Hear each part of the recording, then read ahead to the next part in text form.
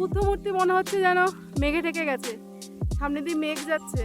এটা হচ্ছে নামচি চারধাম, 12টা জ্যোতির্লিঙ্গর আদরে যে মন্দির করা হয়েছে তার মধ্যে এটা একটা মন্দির। নমস্কার বন্ধুরা, ছড়ার দুনিয়ায় পেখমতোতা চ্যানেলে তোমাদের সবাইকে স্বাগত জানাচ্ছি। আশা করছি ভগবানের কৃপায় তোমরা সবাই ভালো আছো। আমরাও তার কৃপায় ও তোমাদের ভালোবাসায় খুবই ভালো আছি। আমরা এখন রাবাংলাতে যে পার্কে এসেছি সেই পার্কের নাম বুদ্ধা পার্ক। আজকে ডে 3 আমরা চলে এসেছি রাবাংলার। গ্যাংটক থেকে চেক আউট করে 9:30টার সময় আমাদের যে গাড়ি বুক করা ছিল সেই গাড়িতে করে আমরা চলে আসলাম রাবাংলাতে। রাবাংলার অসম ভিউ দারুণ। এই এসে জাস্ট ঢুকলাম, দেখুন রাবাংলার ভিউগুলো দেখুন। সিকিম রাজ্যটা যেহেতু পাহাড়ে অবস্থিত, প্রত্যেকটা জায়গা সুন্দর, তোমরা তো সবাই জানো। আর রাবাংলা হচ্ছে এমন একটি পাহাড়ি জায়গা সিকিমে যেখানে ট্যুরিস্টরা আসে একটু নিরিবিলির খোঁজে।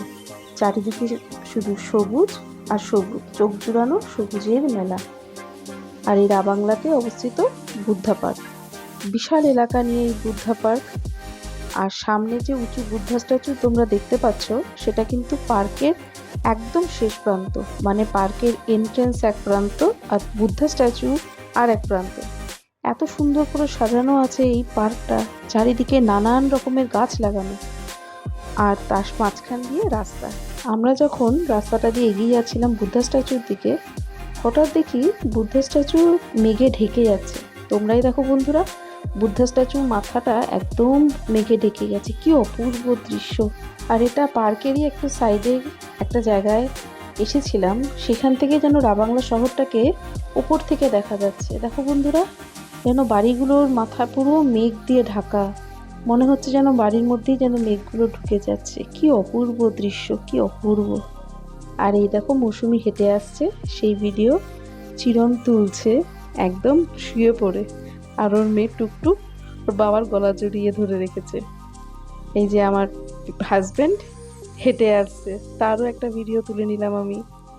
এখানে আমরা বুদ্ধ মূর্তির একদম সামনে এসে গেছি। দেখো, একদম বুদ্ধ মূর্তির নিচে রয়েছি আমরা।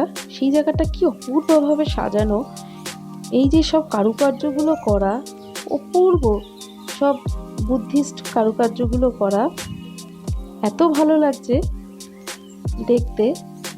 আর এখানে অনেক ঝর্ণাও আছে, সেই ঝর্ণার সামনে মৌসুমি টুকটুক আর পেখমকে নিয়ে ফটো তুলছে। কিন্তু এই ঝর্ণাগুলো কি হচ্ছে জানো, মাঝে মাঝে বন্ধ হয়ে যাচ্ছে। যেই বন্ধ হয়ে যাচ্ছে তখন পেখম আর টুকটুক উঠে চলে যাচ্ছে, বলছে আর ফটো তুলবো না। আবার যেই চালু হচ্ছে আবার গিয়ে বসে পড়ছে, এই ওদের আনন্দ। আর মৌসুমি ওদেরকে ধরে বেঁধে বসাচ্ছে ফটো তোলার জন্য। আর এটা হচ্ছে স্লিপিং বুদ্ধা স্ট্যাচু, এখানেও অনেকে ফটো তুলছে। আশপাশটা খুব সুন্দরভাবে সাজানো। আর এখানে স্লিপিং বুদ্ধা স্ট্যাচু রয়েছে, চারিদিকটা খুব সুন্দর সাজানো। তারপর এখান থেকে আমরা বেরিয়ে চলে গেলাম নামচি চারধাম। এটা হচ্ছে নামচি চারধাম। এখানে ভোলে বাবার 12টা জ্যোতির্লিঙ্গের মন্দিরের আদলে মন্দির করা রয়েছে, সেগুলো আমরা এখানে ঘুরে ঘুরে দেখবো। এন্ট্রি টিকিট কেটে তবে আমরা এখানে এন্ট্রি নিলাম। এই চারধামে এন্ট্রি নিয়ে প্রথমেই চোখে পড়লো এই বিরাট 108 ফুট উঁচু ভোলে বাবার মূর্তি। কি অপূর্ব সুন্দর লাগছে দেখুন। আর এখানেই ভোলে বাবার 12টা জ্যোতির্লিঙ্গের মন্দিরের আদলে মন্দির করা রয়েছে। চলুন আমরা এবার গিয়ে মন্দিরগুলো দর্শন করি।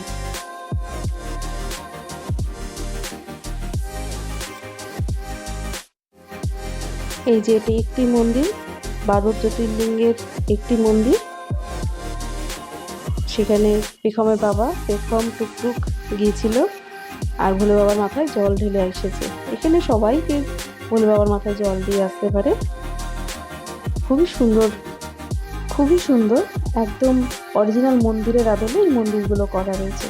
আর পরিবেশটা দেখুন কি সুন্দর। এই যে আশেপাশে ছোট ছোট করে মন্দিরগুলো করা রয়েছে। আর এই যে 108 ফুট বিশাল ভোলে বাবার মূর্তি, যেটা আমরা পেছন থেকে তুলেছি, কারণ পেছনেই এই মন্দিরগুলো দেখেছি। এই ফুলটি দেখুন, কি অপূর্ব ফুল দেখুন, পাহাড়ি জায়গার ফুল মন্দিরের পাশে কি অপূর্ব ফুটে রয়েছে। বেগুনি রং। ফুলগুলি কালারটাও কেমন আনকমন, তাই না? বেগুনি রং। আর এদিকে টুকটুক আর পেখম পাহাড়ি এদিকে ট্রেডিশনাল তাকাও ড্রেস পেখম, পরেছে।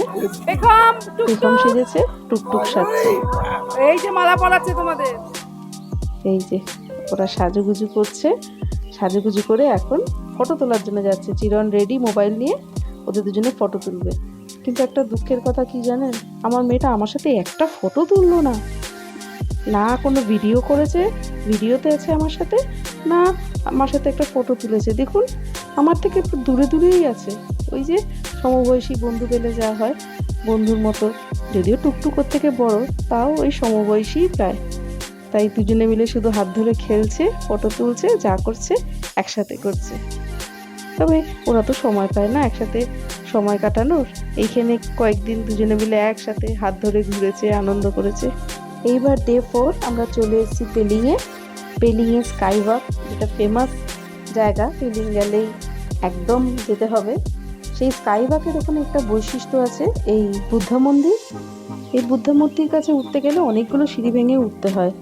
আর এই পাশে যে প্রেয়ার হুইলগুলো রয়েছে দেখতে পাচ্ছেন, বুদ্ধিস্টরা মনে করে এই প্রেয়ার হুইল ঘুরিয়ে নিজের মনস্কামনা জানালে সেটা ভগবান বুদ্ধর কাছে সরাসরি পৌঁছে যায়।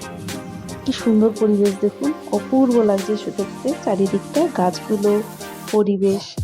তবে আমরা আর অতগুলো সিঁড়ি ভেঙে উঠিনি, বাচ্চা ছিল তো, আর নিজেরাও ঘুরতে ঘুরতে অনেক ক্লান্ত ছিলাম, তাই আর উপরে সিঁড়ি বেয়ে উঠিনি।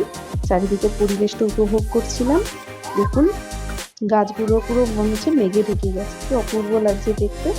এইখানে আমি আমার ব্লগটা আজকে শেষ করলাম। ভিডিওটা ভালো লাগলে একটা লাইক করে সাবস্ক্রাইব করে দেবেন। Thank you.